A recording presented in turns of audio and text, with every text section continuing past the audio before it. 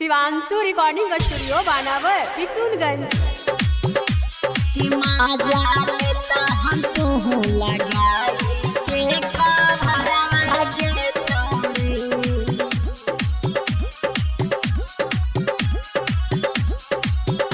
एगे हल्ला हो गेलो छौड़ी सहारा बाजार में सबका के बाटा हही छौड़ी 2000 में हल्ला हो गेलो छौड़ी सहारा बाजार में सबका के बाटा हही छौड़ी 2000 में कैसे रुकलो महीना वाला डेट छौड़ी के हही आही रखे बेटावा से सेट छौड़ी गे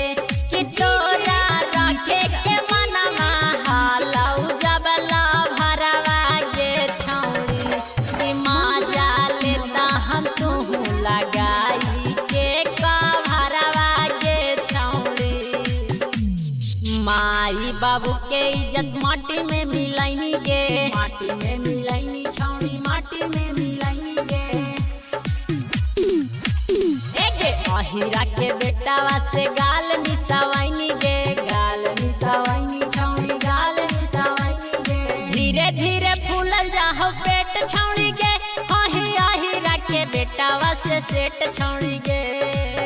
छमकी छमकी छौड़ी जाही तू हरवा कैसे बढ़ल जाहौ दुनो तोरया नारावा के छौड़ी हो तौला फड़वा किए के छौड़ी पढ़े के करके बहनवा डलैनी जो रनवा गे छौड़ी किए के छौड़ी पढ़े के करके बहनवा डलैनी जो रनवा गे छौड़ी जो रनवा गे छौड़ी रीत से दीवाना तोरा के ते समझल कौले जाके गाया बाजार में तोरा सुटकी नहीं लगौगे छौड़ी ले जाके गाया बाजार में तोरा सुटकी